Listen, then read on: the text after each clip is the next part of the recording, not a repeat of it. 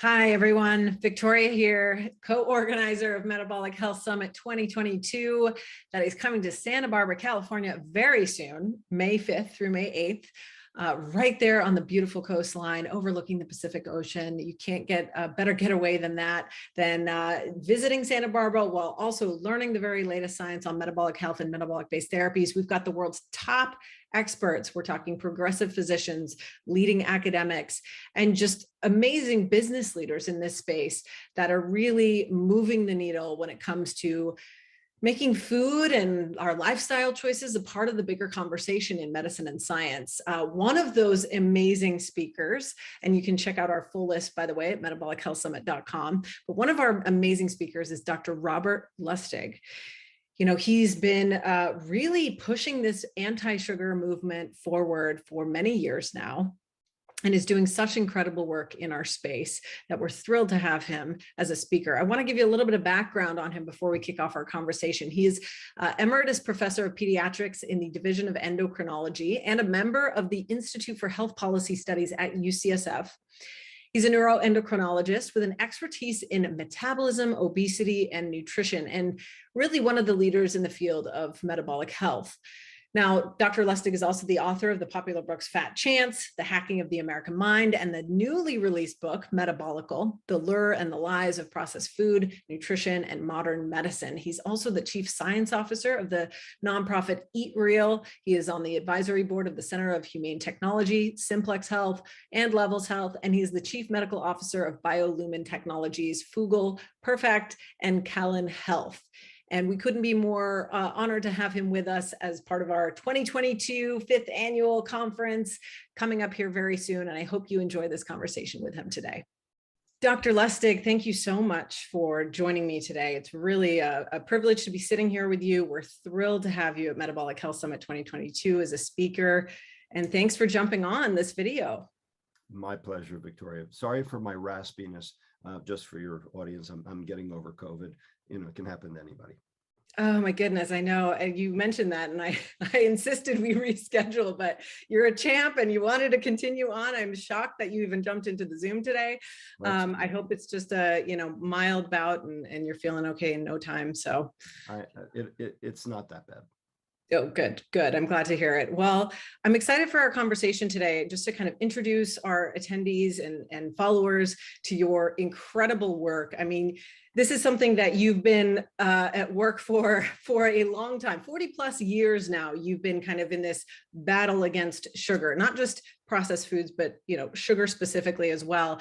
You're also a pediatric neuroendocrinologist. You've been on the cutting edge of medicine and science for forever. So, but I want to mention, you're not necessarily a low carber per se, right? You're not a keto enthusiast. You're more of a real fooder, as I think you like to call it. So if you want to explain sort of a little bit about your background, how you got to this place, and now being a real fooder in a world surrounded by processed foods, how did we get here? Right. So first of all, let me correct you. I have been a physician for 40 years. Right. But I haven't been an obesity and metabolic disease physician for as long. I actually started out looking at sex hormones in the brain. And I ended up switching to obesity back in 1995. Right. So I would say I've been in the field for about 26 years. But nonetheless, it's a good amount of time in and of itself. Long enough. The short answer is, I came at this through the back door. I didn't have an agenda. I wasn't a, food Nazi, and still not, for that matter. Basically, I was taking care of short kids, and the short kids got fat on me. And in 1995, I moved from the University of Wisconsin-Madison to St. Jude Children's Research Hospital in Memphis, Tennessee, the pediatric cancer hospital. Right. And we had a cadre of about 40 children who had survived their brain tumor only to become massively obese after the therapy. Now, this form of obesity had been known since 1901. It was called hypothalamic obesity due to damage to the hypothalamus, the area of the brain that controls energy balance. And the question was, like, what am I going to do for them? Now, I knew about an animal model of this, where you lesion the ventromedial hypothalamus with an electrode, and these animals would become massively obese. But the reason they became massively obese was because they started over-releasing the hormone insulin. So these rats, you could stop their obesity, you could stop their insulin response by cutting the vagus nerve, which is the nerve that leads from brain to the pancreas. So there was clearly a neural connection between the brain and the pancreas. Well, in 1994, we discovered the hormone leptin. Leptin is the hormone that goes the opposite way from the fat to the brain, that tells your brain you've had enough. So it became very obvious to me at that point that these unfortunate children couldn't see their leptin. Yeah. And because they couldn't see their leptin, they were releasing enormous amounts of the hormone insulin in order to make more fat, to raise their leptin levels even higher. Problem was, they'd never be able to see it because that part of the brain was dead. So their servo mechanism was defective. Right. So the question was, what am I going to do about it? Well, we had a drug available to us that would block insulin. So we gave 8 children in a pilot study this drug, and lo and behold, they started losing weight. But something even more remarkable happened. They started exercising spontaneously. This was completely, unprecedented. These were kids who sat on the couch, ate Doritos, and slept. And now one kid became a competitive swimmer. 2 kids started lifting weights at home. 1 kid became the manager of his high school basketball team, running around collecting all the basketballs, right? And we ended up doing a double-blind placebo-controlled trial where we actually put quality of life in as a primary measure and showed the exact same thing. The lower we got the insulin with the medicine, the more active these patients were. So what this demonstrated to us was that the 2 behaviors that are associated with obesity, gluttony and sloth, are actually secondary to the biochemistry. The leptin resistance leading to the hyperinsulinemia, leading to excess energy storage, leading to feeling lousy. And it was at that moment that I changed my entire view of obesity. And instead of running an obesity clinic, I started running an insulin reduction clinic. And I did that at UCSF for the next 17 years. Mm. Now, you say, okay, well, that's great for these kids, but what about the rest of the world? Well, it turns out they have leptin resistance too. And they also have hyperinsulinemia. The difference is the hyperinsulinemia is not because of the brain, but because of the liver. And that's what we learned over the course of the next 15 years, is that liver insulin resistance leads to hyperinsulinemia, which blocks leptin signaling. Turns out insulin is the endogenous leptin antagonist. Right. And we needed to get their insulin levels down too. Now, octreotide was not going to work because the problem wasn't at the pancreas, it was at the liver. So the question was, what was wrong with the liver? And that's when, in 2007, I gave my first talk about sugar. Wow, 2007. And what I realized, I had to give a talk at the NIH about what I thought was the biggest, most important cause of obesity and metabolic syndrome in children. Mm-hmm. And what I did was I opened up the textbook from 1974, my biochemistry textbook from college. I said, well, kids now get the diseases of alcohol without alcohol. Right. Type 2 diabetes and fatty liver disease are the diseases of alcohol, but kids don't drink alcohol. What are they exposed to that could double as alcohol? And they're staring me on the page in Leninger, 1974, fructose, sugar. Yeah. And so I started comparing the two, and I came to the realization, sugar is the alcohol of the child. And so I went to this NIH meeting and I explained why I thought this was the big issue. And the toxicologist that I was giving this talk to, they tackled me. I Except, can imagine. oh This my is God, like you're right. 2007, right? 2007. Oh my I've goodness. been talking about it ever since. Wow. Now, since then, I've also learned about fiber and the importance of fiber in mitigating that insulin response. Hmm. And so what I've come to realize is that ultra-processed food is the bad guy. Yeah. And it's bad for several reasons, but the two main reasons are too much sugar, too little fiber. Hmm. So what we need is a low sugar, high fiber diet. That's called real food. Right. But what we have is a high sugar, low fiber diet. That's called processed food. And that's what I've been trying to fix for the last decade. Goodness. Well, thank you, first of all, for all of your work in this space. You're really leading the charge and have been for a long time. You know, you kind of see all the buzz around low sugar, low carb and things like that. You're like, I've been talking about this since back in the day. And it's really, we truly appreciate you doing that work, because we wouldn't be where we are now having this bigger conversation. I think much work to be done, of course, on the science side of things, but it's exciting to see where we're headed for sure. And largely because of a lot of your work that you've done. So what was that transition? What was that like for you? That kind of like tipping point of where you presented this in 2007 and the pushback you kind of got. I mean, as a physician, you kind of took this turn that nobody was taking at that time. What was that like for you? Well, you're right. I did get a lot of pushback. I got pushback from academics, and I got pushback from the food industry, and I got pushback from the media. And, to this day, there's still some pushback, but not nearly as much as there used to be. And, I've come to realize, that any new idea is going to be met with pushback. Mhm. That's just the way it works. And, I had the science. The science is my sword and my shield. And I just persevered. And I just kept going. And the good news was that the NIH had finally run out of excuses for not funding nutrition research. And in 2010, my colleagues here at UCSF and Cornell University and I submitted a proposal to actually study what happened in the livers of children consuming high amounts of sugar and what would happen if we took it away. And they funded it.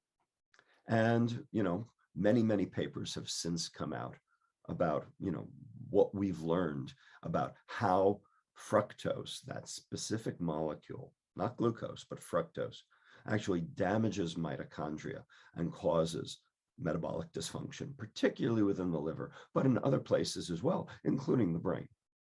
Yeah. And so we've now been able to actually map onto metabolic health, mental health, behavioral health. And we can now see that addiction and depression are actually part and parcel of the, panoply of metabolic dysfunction. So, bottom line is, if your mitochondria are screwed, they're screwed everywhere. And you're going to have multiple different symptoms, some of them physical, some of them behavioral.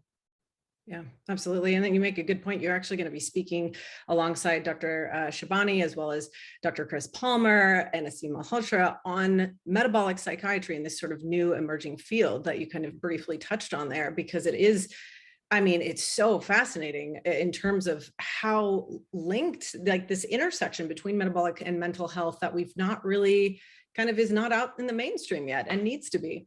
Well, there are, individual scientists who have been studying this for a long time. Right. But the question is there sort of a unifying hypothesis that brings all of these various strands into focus? And I believe there is. And I think that's what we'll try to get at during the Metabolic Health Summit. Yeah, it'll be a really interesting conversation for sure. And it's interesting how there are some scientists that have been doing work for some time now, but there's only really like a handful within the field that are kind of pushing this forward. And so we're thrilled to be able to have the top experts such as yourself being able to speak to this, because it's such an important topic. And especially post-pandemic now, we're looking at just, in terms of a mental health crisis and what, people have a mental health crisis, but we also have a physical health crisis. There's more diabetes now than there was before. And the question is, all right, we also have more depression. Are those two related, or are those two separate silos, and existing in a vacuum? And I don't think so. I think they're very much related. And, as kids have gained weight during the pandemic, we've seen much more dysphoria, much more clinical depression. And the bottom line is, I think we know why, because their mitochondria are suboptimal. 88% of all Americans today manifest metabolic dysfunction. Yeah. Right. So should it be any surprise that a host of children, now bordering on 30% manifest behavioral health disturbances? I don't think so. Yeah, it's not in a good place for sure. So question for you, because you kind of briefly touched on mitochondrial dysfunction. And you've got a variety of books, one of which your newest is called Metabolical, where you describe 8 pathologies really within the cell that are sort of the foundation of chronic disease, right? If you want to kind of briefly touch on, I'm sure you're going to be discussing them quite a bit more at Metabolic Health Summit, but briefly kind of give us an idea of what this means exactly and how these pathologies aren't druggable per se, but are foodable, which I love. I love that terminology. Well, so the bottom line is modern medicine, in my opinion, and I've been a physician for a lot of years, and I worked within the ivory tower, I think we've lost our way. Okay. And I know that many other physicians feel the same way, but we tend to be ostracized and, sort of shoved to the fringes because we think we've lost our way. We are currently treating symptoms of disease, not disease. You have to work upstream of a problem to treat a problem. Working downstream of a problem only treats the result. It would be like giving an aspirin to a patient with a brain tumor because they have a headache. Right. Might help the headache, ain't gonna do a damn thing for the brain tumor. Yeah. You have to work upstream. Well, we're not working upstream, we're working downstream. So we have statins for high LDL. We have oral hypoglycemics for high glucose. We have antihypertensives for hypertension. Sure, the disease is still there. Right. We haven't fixed the problem. And because the disease is still there, people still die. And it's costing our healthcare system more money than we can possibly shake a stick at. Okay. It's, 75% of healthcare expenditures today are for chronic metabolic disease, of which 75% of that would be preventable if we could return to rates of 1970, before ultra-processed food took over our lives.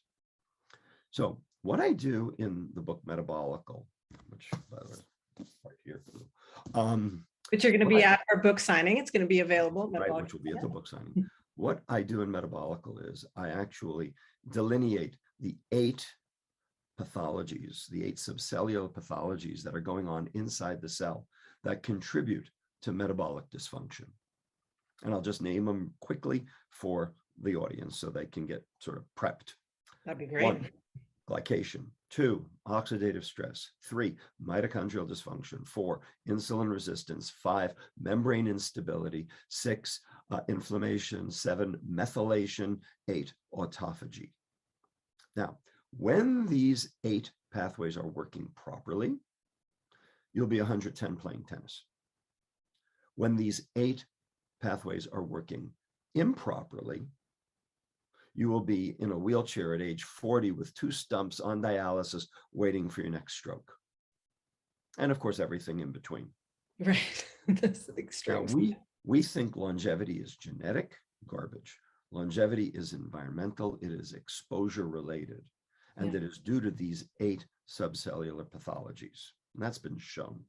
So fixing these will not only make you healthier, but it will make you live longer. The problem is every single one of these is due to damage or dysfunction of the mitochondria. And here's the SOS. Here's the, the big reveal. None of our medicines make it to the mitochondria. We can't get there. Well, what can? Drugs don't get there.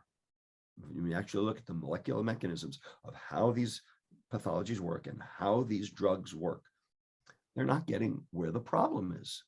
Remember, you have to work upstream of the problem. We're not doing it. So what gets there? Well, food does. Food gets to the mitochondria, except processed food also gets there and hurts them. So food can be medicine or it can be poison. So we have a lot of people yelling, food is medicine, food is medicine. Yeah, but they're forgetting about the fact that food is also poison. Right. Very true. And medicines are nothing in this story because they're not fixing the problem. So we have to understand how food works. And we don't, I mean, we do now, but Right. this has to be something that, you know, physicians now take away as a systems biology phenomenon, an issue that they have to think about in terms of systems biology rather than their siloed, you know, diagnosis treatment paradigm that they learned in medical school, like I did. I mean, that's what I learned, but I have since, you know, shall we say, remodeled my medical education to take into account, you know, what's really going on. Right. Absolutely, you have to, because, you know, food is such a big part of the equation. What other kind of key pieces do you find? You know, there's of course lifestyle, there's sleep, there's, if you want to sort of list some of the ways in which, you know, obviously food is a key piece of that, but it's really expansive. Well, in fact, exercise is important. I'm not arguing that, but exercise only fixes 4 of the 8 subcellular pathologies. So you cannot outrun a bad diet. Yeah, it's very true. Sleep is also important. It also affects these 8 pathologies, okay, especially one called autophagy, okay, and also membrane instability, especially in neurons. Okay, so all of the things that we know about, stress reduction, mindfulness, sleep, exercise, good food, all work through these 8 subcellular mechanisms. So the question is there anything else out there that also works? And the answer is no, there isn't. And the reason is because we're not getting to the mitochondria where the problem is. Right. Now, when doctors start embracing that concept, that wellness is something that they can't charge for, okay, that's when things will start to change. Absolutely. And I think it's critical to be able to have sort of meetings to where you can educate the medical professionals and provide sort of CMEs, which we do, incentive to be able to learn about this information that maybe isn't traditionally taught right now or yet in medical school. What do we have to do? This is a big loaded question. What do we have to do, in your opinion, to get to this place where food is a part of the conversation when somebody goes in upon diagnosis of something like diabetes, cancer, maybe even? How do we get there? Right. That's a really good question. We're starting to get there, by the way. It's not like, you know, all is lost. I mean, look, this is a generational shift. Okay. Doctors never learned nutrition. They never learned metabolic health. They still don't even know what it means. By the way, I want to deep six the term nutrition. I never want to use it again. Okay. Metabolic health is what's important. Nutrition is what happens at the mouth. What we care about is what happens at the cell. Metabolic health happens at the cell. Right. Who cares what you put in your mouth? Okay. What matters is what happens at your cell. Yep. We couldn't agree more, hence our name. Right. And appropriately so, and I'm glad. All right. So I want to deep six the term nutrition. Now, unfortunately, there are a whole bunch of dietitians not going to be happy about that. The bottom line is we have to teach this in medical school, but currently only 28% of medical schools even have a nutrition curriculum, never mind the metabolic health curriculum, which nobody has. Okay. And those that do have a nutrition curriculum devote a total of, on median, of 19.6 contact hours to it. Okay. When you think about a medical curriculum being 6,000 contact hours, you know, this is paltry to be able to solve 75% of all disease. Really? So the question is, how do you fix medical education? And I'll be very honest with you, it's hard because big pharma controls the medical curriculum because they underwrite it. They don't want you to know. So that's why it's so important to hold conferences like the Metabolic Health Summit and try to get this information out. The problem, of course, is that the people who would come to a Metabolic Health Summit are not those in the trenches, clinicians who basically are just, plying their trade, the one they learned in medical school. And, they're just plumbers and auto mechanics. We got to get this out to them. Absolutely. We couldn't agree more. And that's why we made sure we've got a great joint providership with Cedars-Sinai Medical Center, so we can offer this incentive because we need to get the medical professionals there. And, there's a lot of work to be done. That's for sure. One thing I want to ask you as a, pediatric neuroendocrinologist, there could be a lot of parents watching this. Like, how do you, obviously childhood obesity is at unprecedented rates at this point. And we are, we're making progress in this field, but we have some steps to take until we get to the place where maybe a pediatrician is providing this information to a parent. What would you say to parents who are trying to navigate right now in this sea of processed foods with their kids? 4 words. Food is not love. Those are great 4 words. Food is not love. Food is food. Love is love. Kids have a sweet tooth. Everyone has a sweet tooth, some more than others. Kids will nag their parents for sugared cereal, sodas, etc. Bottom line is that's why you're a parent. True. Food is food. Love is love. That is a great Start point. with that. That is a great point. And then top down from there for sure. I love it. Wow. Well, I have to ask, what is your dream, sort of, what do you envision for the future of the field of metabolic health? What is like the end goal for you personally as Dr. Robert Lustig? What would you say? Well, I'm working toward this concept of personalized metabolic health. Not everybody has the same reasons for being metabolically unhealthy. Not everybody has the same responses to different foods. Right. Ultimately, people have to know what their metabolic profile is in order to be able to address it and correct it appropriately in order to get the best metabolic health they can. Currently, the only shall we say, immediately available channel for doing that is continuous glucose monitoring. Now, that is by no means even remotely near enough, but we do have it and it does work and it's better than nothing.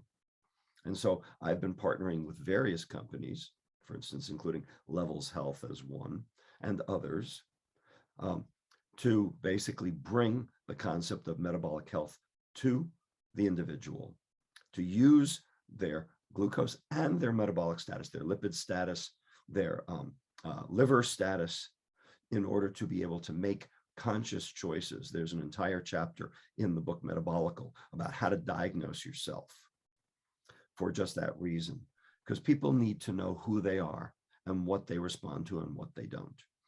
When we have that, then we'll be, I would say, halfway to being able to solve this problem. So that's what I see happening, say, in the next 5 to 10 years. Yeah, people are becoming very empowered to make a change with it. And having that kind of information like what you have in Metabolical is really providing that, sort of elevating that concept of, hey, you can sort of take this into your own hands and be your own advocate, which is super critical in being able to make strides to where we want to go with this. The other thing that I think we can do is we can make processed food healthier. I don't think we can make processed food healthy, but we can make processed food healthier. Yeah. Right, than it is currently. And I am working along with a scientific team to help an offshore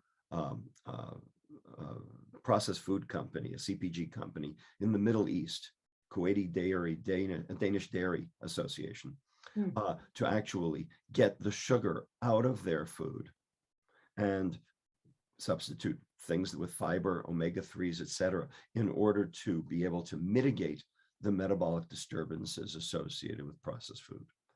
So I think that processed food is a disaster.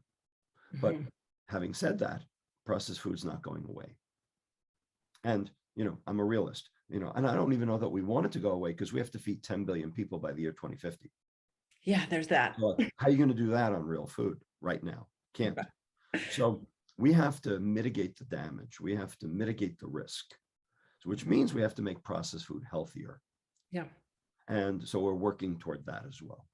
Yeah, absolutely. I mean, we partner with a variety of brands who are making it feasible for people and parents to like switch certain things out that maybe, looks like or feels like or tastes like the real thing, cereal or what have you, but is actually, a low carb, no sugar version of that makes it feasible for maybe somebody who, would otherwise struggle with that transition. So I think there's like a balance, right, between, just completely going to real food for a good portion of the population. We need to provide alternatives that make this doable to make that switch. So, right. Yeah. The last thing that has to happen is we have to make processed food not so cheap. Mm. Now, people are upset about that, because they can't afford otherwise. The fact, so subsidies, food subsidies, what do we subsidize? We subsidize 4 things: corn, wheat, soy, sugar, all of which are killing us. Okay, we subsidize everything that kills us. And the problem is when you subsidize, that distorts the market. So the libertarians can even get on board with this, let the market do its work. Well, in order to do that, you have to get rid of food subsidies. Now, that's a big, heavy lift in Washington, is how to get rid of food subsidies. But we have to be able to make the medical and the economic and the sustainability case. And we are working on that as well. Yeah. You're not bored over there, Dr. No, Lustig. That's for sure. And we truly appreciate all the work that you've done for many years now in being a voice in this community and leading the charge. And I think there's a lot of work to be done. And that's why, we're trying to elevate the science in order to have the evidence to have these conversations, because I think it's necessary to keep the science and the evidence and lead the way with that, because otherwise we don't have much to stand on. It's only about the science. Yeah. The science is our sword and our shield. And the good news is we got good scientists in this game. We certainly do. What would you, in terms of like what you're going to be covering at Metabolic Health Summit? I know you briefly touched on the 8 pathologies, but if you kind of want to give a brief overview. Well, actually, I'm not going to be really talking about the 8 pathologies. What I'm going to be talking about is the intersection of metabolic and mental health. Right. Which is critically important. I'm going to basically explain how they're really the same thing. Yeah. Very true. Very true. Well, we're really looking forward to your talk. We're also really looking forward to having you on the panel of metabolic psychiatry, as well as joining us in our book signing, our VIP mixer. We've got a fun, packed weekend full of science and couldn't be more thrilled. Yeah, we're thrilled to have you. All right. I'm excited. Santa Barbara is a great place to be in May. Absolutely. Well, thank you, Dr. Lustig, for joining me today. And for all of you watching, if you want to get tickets so you can hear Dr. Lustig speak, maybe meet him at the book signing, go to metabolichealthsummit.com. We still have some tickets available, also in person and virtual this year, which I'm excited to share. So anybody can join us from wherever. And Dr. Lustig, thank you again for joining me today. Where can people find you before we go? I'm easy to find, robertlustig.com, metabolical.com. UCSF profiles, UCSF. I'm not hiding. Right, you're out there for sure, and you're doing good work, and we appreciate you. Thank you again for joining me. We'll see you in Santa Barbara. See you in Santa Barbara. All right, bye guys.